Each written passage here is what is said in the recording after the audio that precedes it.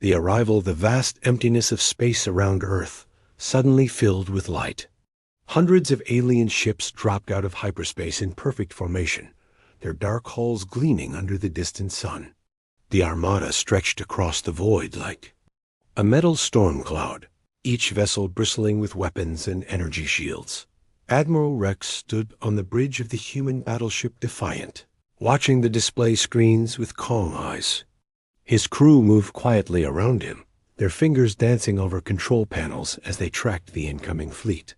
The ship's II, called Voice, spoke in its usual flat tone. Enemy count, 412 vessels. Size range, frigate to dreadnought class. They are moving into attack positions around Earth. Rex nodded slowly.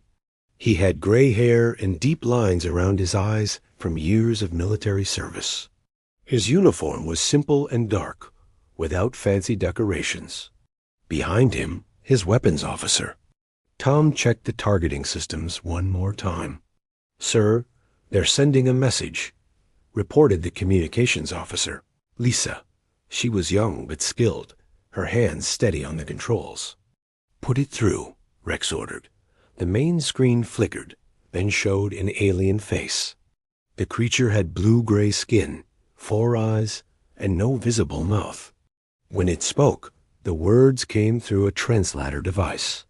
"Humans of Earth, I am Commander Vex. Of the Hegemony Fleet, your planet has been chosen for harvest. Your people will serve as workers in our mines and factories. Surrender now, and your deaths will be quick. Resist, and we will make you suffer."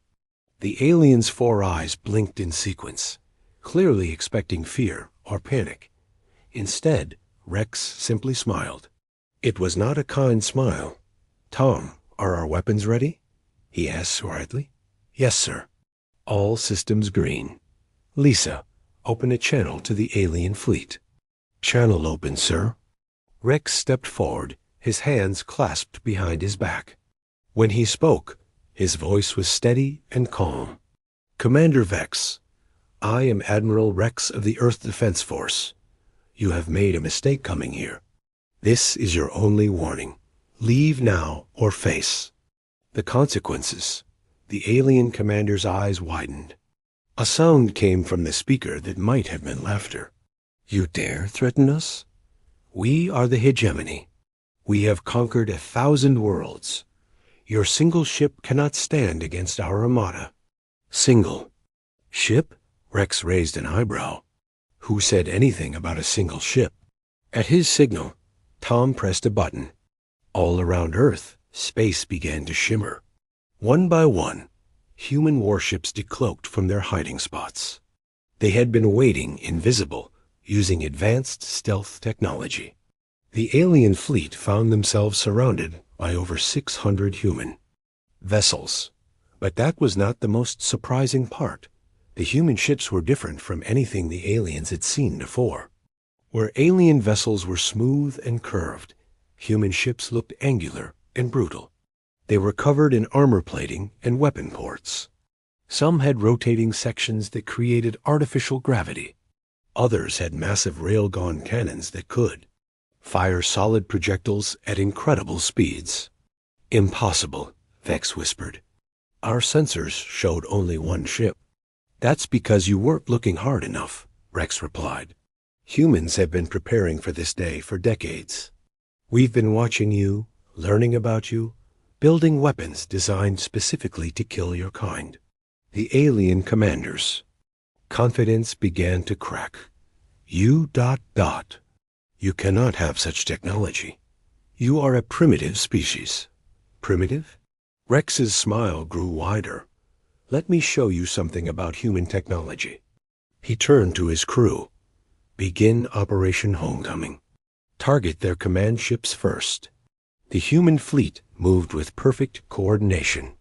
Unlike the alien Armada, which relied on overwhelming numbers and brute force, the human ships worked together like parts of a single organism. They had trained for this moment, studied every possible scenario. The first human weapons fired were not energy beams or plasma bolts. They were simple kinetic projectiles, Chunks of metal accelerated to tremendous speeds. The aliens' energy, shields designed to stop laser weapons, were useless against solid matter moving at such velocity. 3 alien command ships exploded in brilliant flashes of light. "That's impossible," Vex shouted. "Our shields should have stopped those weapons." "Your shields stop energy," Rex explained calmly. "These are mass drivers. We learned that trick from watching your battles with other species. You always use the same tactics, the same weapons. You never adapt." The human fleet continued its assault. Some ships fired missile swarms that split into smaller projectiles mid-flight. Others used directed energy weapons that could punch through armor like paper. The most frightening weapons were the gravity bombs, devices that created small black holes, tearing alien ships apart from the inside. Commander Vex watched in horror as his mighty armada began to fall apart. The humans fought with a precision and brutality that shocked him. They had studied warfare not as a simple conquest, but as an art form. "How?" he whispered. "How did you become so strong?" Rex's expression grew dark. "Because we've been fighting each other for thousands of years.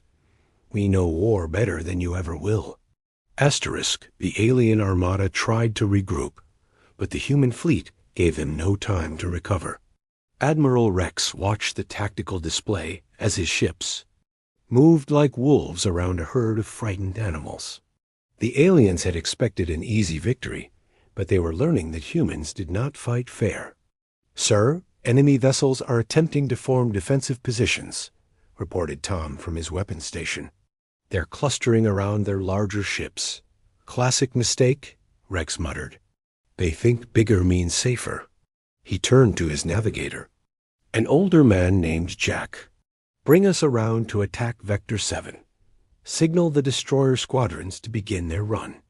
The human destroyers were smaller than the alien battleships, but they were fast and deadly.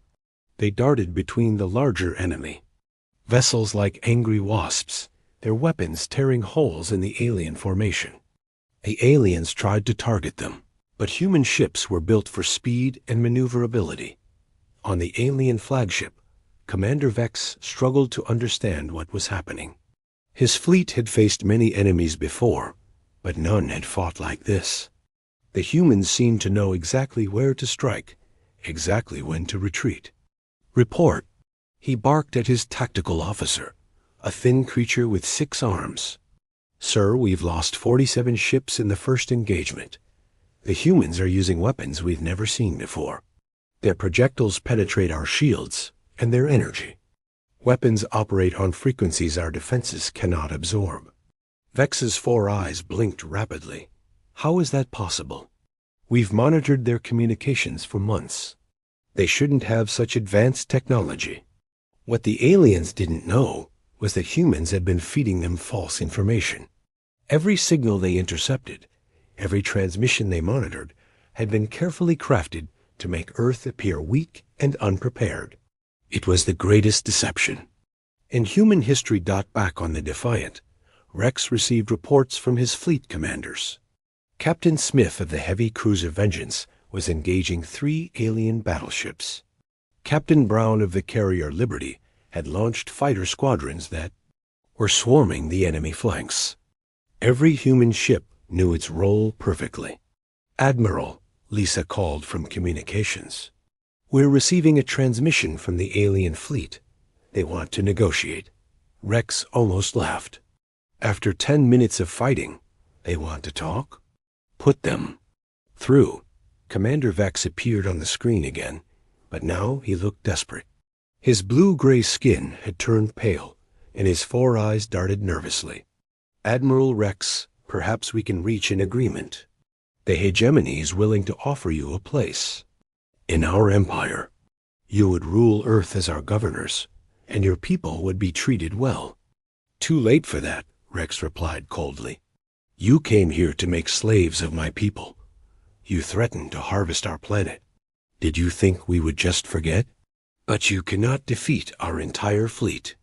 We have thousands of ships throughout the galaxy. Maybe, But right now, you're here, and we're here. Let's see how well your 1,000-world empire helps you today. Rex cut the transmission and turned to his crew. Time to show them what humans do to bullies. Begin Phase 2. The human fleet suddenly changed tactics. Instead of attacking the alien formation directly, they began to herd the enemy ships toward Earth's moon. The aliens thought they were being pushed back, but they were actually being led into a trap. Hidden on the moon's surface were massive defense platforms that humans had built in secret. These weren't just weapons. They were fortress-sized installations, with enough firepower to destroy entire fleets. The aliens had been so focused on Earth that they had ignored the moon completely. Now, Rex commanded, the moon's surface erupted with light as hundreds of defense platforms revealed themselves. Massive railgun cannons, each the size of a skyscraper, fired in perfect synchronization. The alien fleet found themselves caught between the human ships and the lunar defenses. The battle became a slaughter. Alien vessels that had conquered worlds and enslaved species were torn apart by human weapons. The advanced shields and armor that had made them feared throughout the galaxy were useless against human engineering. Commander Vex watched his fleet die around him. Ships that had served the hegemony for centuries were reduced to floating debris. In minutes, the humans fought with a savagery that terrified him. Retreat! He screamed at his remaining ships. All vessels retreat to hyperspace coordinates. But the humans had planned for this too. As the alien ships tried to escape, they found their hyperspace engines disabled by human jamming technology. They were trapped in Earth's solar system, with nowhere to run. "Sir," Tom reported with grim satisfaction, "enemy retreat attempt has failed. They're dead in space." Rex nodded. "Good. Now comes the real test. Signal all ships. Prepare for boarding operations. We're going to capture some of those vessels intact." The hunt was about to become much more personal. Asterisk.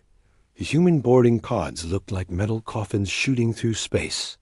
Each one carried 6 heavily armed Marines who had trained for years to fight in the cramped corridors of alien ships.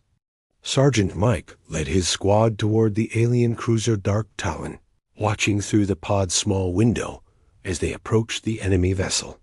"Remember your training," he told his men through the comm system. "These aliens breathe different air, see different light, and think different thoughts. But they bleed and die just like anything else." The pod slammed into the alien hull with a thunderous crash.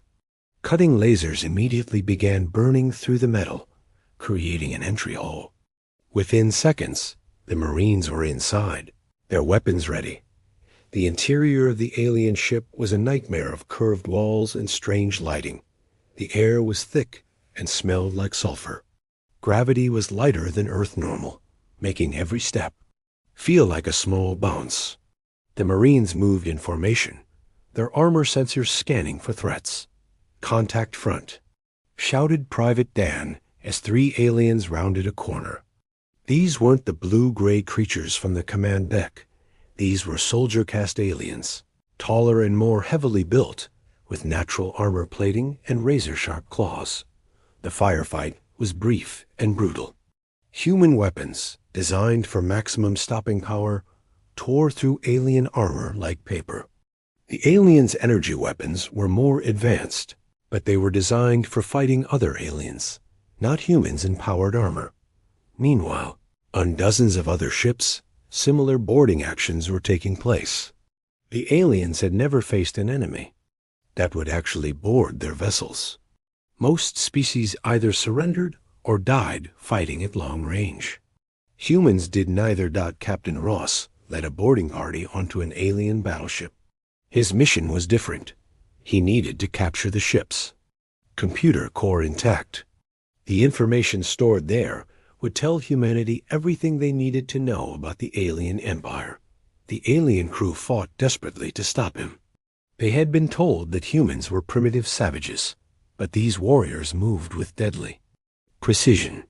They used teamwork in ways the aliens had never seen, covering each other's movements and coordinating their attacks perfectly. "Bridge secured," Ross reported over the comm. "We've got 3 alien officers alive. The computer core is intact." Similar reports came from boarding parties throughout the fleet. The aliens were learning that humans had studied their ship designs for years, preparing for this moment. Human Marines knew the layout of alien vessels better than some alien crew members. Back on the Defiant, Admiral Rex received the boarding reports with satisfaction. But his attention was focused on something else, the alien commander's flagship. He had special plans for Commander Vex. "Sir," Lisa reported, "we're receiving another transmission from the alien flagship. Commander Vex wants to speak with you personally." "Put him through," Rex ordered. The alien commander appeared on screen, but he looked different now. His 4 eyes were wide with something that might have been fear or madness. Behind him, Rex could see smoke and flashing lights. The alien ship was damaged, and its crew was panicking. "Admiral Rex," Vex began, his voice shaking. I underestimated your species. Perhaps we can reach a new understanding." "Understanding?" Rex's voice was ice cold. "You came here to enslave my people. You threatened to harvest our planet. What understanding could we possibly have? I can offer you information. The location of hegemony worlds, their defenses, their weaknesses. In exchange, you let my remaining ships go free." Rex was quiet for a long moment. When he spoke, his voice was soft but deadly. "Commander Vex, let me tell you something about humans. We have a saying, 'Those who live by the sword die by the sword.' You have built your empire on conquest and slavery. Today, you learn what happens when you meet someone stronger. But if you kill us all, you'll make enemies of the entire hegemony. They'll send fleets to destroy Earth." "Let them come," Rex replied. "We'll be waiting." A transmission ended, and Rex turned to his crew. "Signal the boarding parties. Take the flagship. I want Commander Vex alive." The assault on the alien flagship was the most difficult boarding operation of the battle. The aliens knew they were doomed, so they fought with desperate fury. But human Marines were relentless. They had trained for urban warfare, jungle combat, and desert fighting. Alien corridors were just another battlefield. Sergeant Mike's squad reached the alien bridge first. They found Commander Vex standing alone, his weapon dropped at his feet. The alien commander looked broken, his 4 eyes staring at nothing. "It's over," Mike announced. "The ship is ours."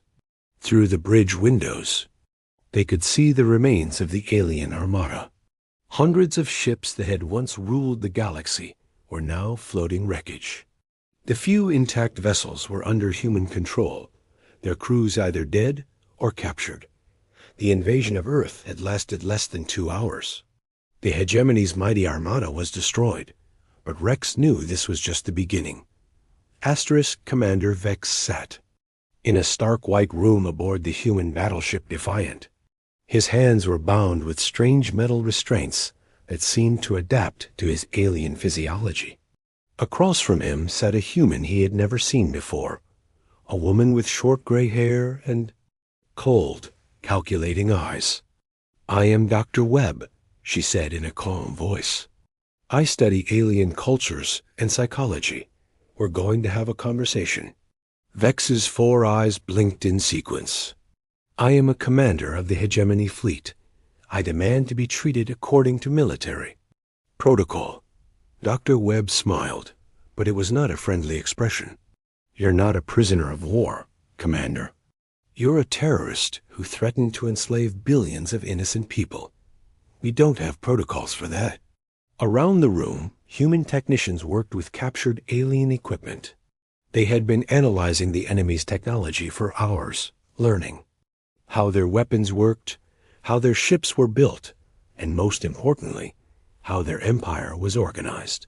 "Your people fought well," Vex admitted reluctantly. But you cannot stand against the full might of the hegemony. We control 3,000 star systems. We have millions of ships. Tell me about those systems, Dr. Webb requested, leaning forward. How many species have you enslaved? How many worlds have you stripped bare? Vex's expression hardened. We bring order to the galaxy. Primitive species cannot govern themselves. They need our guidance. Asterisk, guidance? Dr. Webb's voice turned sharp. Is that what you call it when you turn entire populations into slave labor? When you harvest their resources and leave dead worlds behind? The alien commander said nothing, but his 4 eyes showed something that might have been shame. Dr. Webb opened a tablet and showed him images captured from the alien ship's computers. They showed world after world, beautiful planets reduced to industrial wastelands, their native populations working in massive factories and mines under alien overseers. This is what you call order? She asked. This is what you wanted to do to Earth? It is necessary, Vex whispered. The strong rule the weak. It has always been so. Not always, Dr. Webb corrected. And not anymore. She stood up and walked to the room's single window. Outside, human ships moved in perfect formation. There, crews already studying the captured alien technology. In the distance, Earth hung like a blue jewel in the darkness. Let me tell you something about humans, Commander. We've been fighting each other for thousands of years. We've built empires, destroyed empires, learned from our mistakes. We know what real strength looks like. She turned back to face him. Real strength isn't about conquering the weak. It's about protecting them. It's about building something better than what came before. Vex looked confused. But but you destroyed our fleet. You killed thousands of my people. Because you gave us no choice, Dr. Webb replied. You came here with weapons and threats. You wanted to make slaves of our children. What did you think would happen? The room fell silent except for the quiet hum of the ship's engines. Vex stared at the floor, his 4 eyes no longer meeting the human's gaze. There is something else, Dr. Webb continued. Something your empire doesn't know about humans. We don't just fight wars. We study them. We learn from them. And we always remember our enemies. She activated a holographic display that showed the galaxy. Hundreds of star systems were marked in red, all hegemony territory. But there were also green markers scattered throughout, pulsing slowly. What are those? Vex asked, though he seemed afraid to know the answer. Human observation posts, Dr. Webb explained. We've been watching your empire for decades.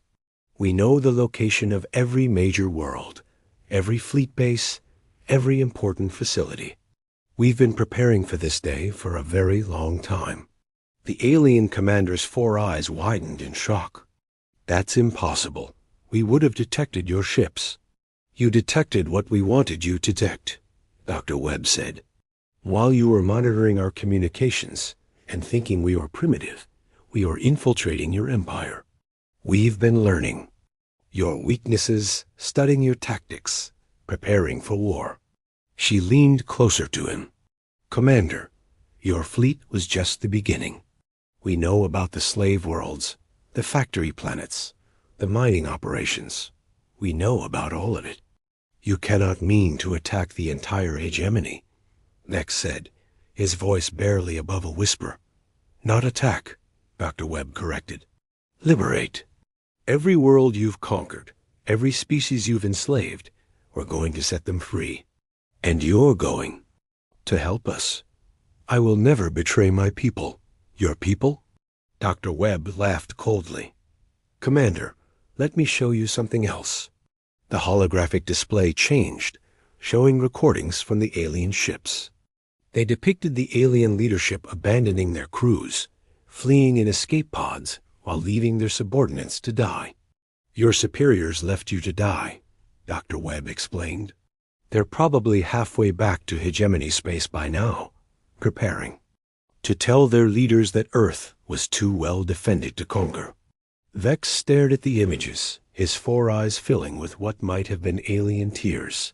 So I ask you again, Commander, will you help us free the galaxy from your Empire's tyranny? 6 months after the Battle of Earth, the human fleet had grown beyond recognition. The captured alien ships had been reverse engineered, their technology combined with human innovation to create vessels more powerful than anything the galaxy had ever seen. Admiral Rex stood on the bridge of the new flagship Liberation, watching as his fleet prepared for the largest military operation in human history. Status report, he commanded. Captain Smith, now promoted to fleet coordinator, consulted his displays. All ships report ready, sir. We have 400 human vessels, 200 converted alien ships, and 300 allied vessels from liberated worlds. The allied vessels were the most remarkable part of the fleet. As word of humanity's victory spread through the galaxy, enslaved species began reaching out for help. The human fleet had already liberated 12 worlds, and each one had contributed ships and crew to the growing rebellion. Sir, Lisa reported from her expanded communication station, we're receiving a message from the Hegemony High Command. They want to negotiate. Rex almost smiled. After 6 months of losing territory, they want to talk? Put them through. The main screen flickered to life, showing 3 alien figures in elaborate robes. They were different species from Commander. Vex's people. These were the true rulers of the hegemony, beings who had never set foot on a battlefield. Admiral Rex, the center figure began, its voice translated by captured technology. I am High Counselor Thren. We wish to discuss terms for ending this conflict. Terms? Rex's voice was cold. You enslaved entire worlds. You turned species into cattle. What terms could we possibly discuss? We are prepared to offer you membership in the hegemony, another counselor spoke. Earth would be granted autonomous status, and your people would be free to govern themselves, while you continue to enslave everyone else. Rex shook his head. No deal. The third counselor leaned forward. You cannot defeat the entire hegemony. We have fleets massing from across the galaxy. Soon, we will have enough ships to overwhelm even your advanced technology. Maybe, Rex admitted. But you're assuming we're fighting this war alone. At his signal, the display screen split to show dozens of other faces, representatives from liberated worlds, species that had been freed from hegemony control. They spoke in different languages, but their message was the same. We stand with humanity, declared Captain Kren of the liberated world Vega Prime. The humans showed us that our chains could be broken. Now we fight to break the chains of others. The hegemony's time is over, added Commander Tala from the former mining world Kepler 442. We will not allow them to enslave anyone else. The hegemony counselors looked shocked. In their empire, conquered species stayed conquered. The idea that former slaves would fight their masters was unthinkable. This is madness, Counselor Thren whispered. You're destroying the natural order of things. The natural order? Rex stood up, his voice rising. You mean the order where the strong prey on the weak? Where entire civilizations exist only to serve your comfort? That's not natural order. That's tyranny. He gestured to the display showing his diverse fleet. This is the natural order.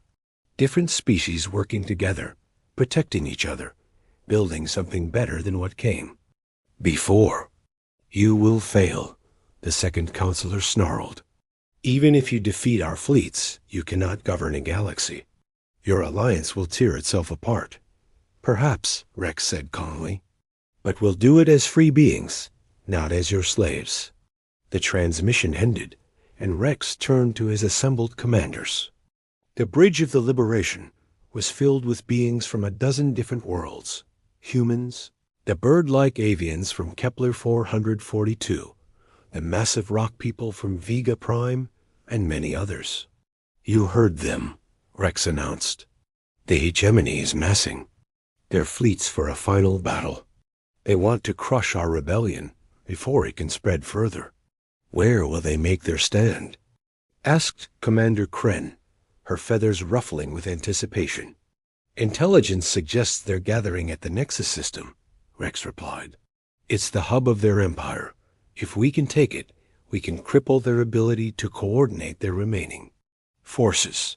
The Nexus system was the most heavily defended location in hegemony space. It contained the Empire's central command, their primary shipyards, and the administrative centers that governed 3,000 worlds. It would be the most difficult battle the Liberation Fleet had ever faced. "Sir," reported Tom from his weapons station, "long-range sensors are detecting massive fleet movements throughout hegemony space.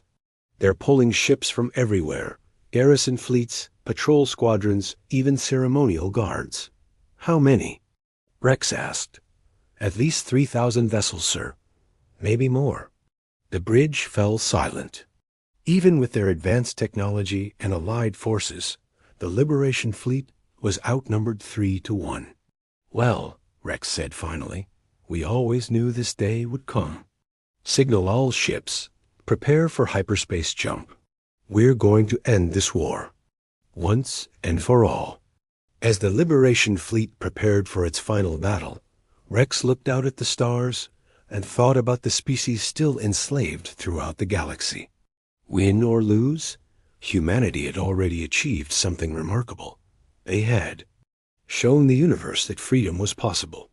Now they just had to fight for it. Asterisk. The Nexus system blazed with the light of 2 suns when the Liberation Fleet arrived.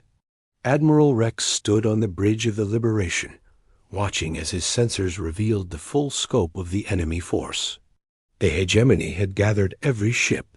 They could find massive dreadnoughts, swift destroyers, and carrier vessels filled with fighter craft. "Count?" Rex asked quietly. 3,412 enemy vessels, Tom reported. "They're arranged in a defensive sphere around the Nexus station." The station itself was a marvel of engineering, a massive structure the size of a moon, bristling with weapons and surrounded by defense platforms. It was the heart of the hegemony empire, the place where decisions were made that affected billions of lives. "All ships, this is Admiral Rex," he announced over the fleet communication system. "Today we fight not just for ourselves, but for every enslaved world, every conquered species, every being who dreams of freedom. Make your shots count." Battle began at maximum range. The hegemony fleet fired first, sending streams of energy weapons across the void. But the Liberation Fleet had learned from the first encounter at Earth. They scattered and reformed, using tactics the rigid hegemony commanders couldn't predict. Human ships worked in perfect coordination with their alien allies. The bird-like avians piloted fighter craft with incredible skill, their natural flying ability translating perfectly to space combat. The rock people from Vega Prime crewed the heavy assault ships, their massive strength allowing them to operate weapons no human could handle. "Enemy formation is breaking," reported Captain Smith from the Fleet Coordination Station. "They're trying to envelop us." "Let them try," Rex replied. "Signal Group 7. Begin the deep strike." 100 of the fastest ships broke away from the main fleet, diving toward the Nexus station.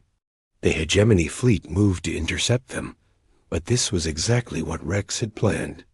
As the enemy forces shifted position, gaps opened in their formation.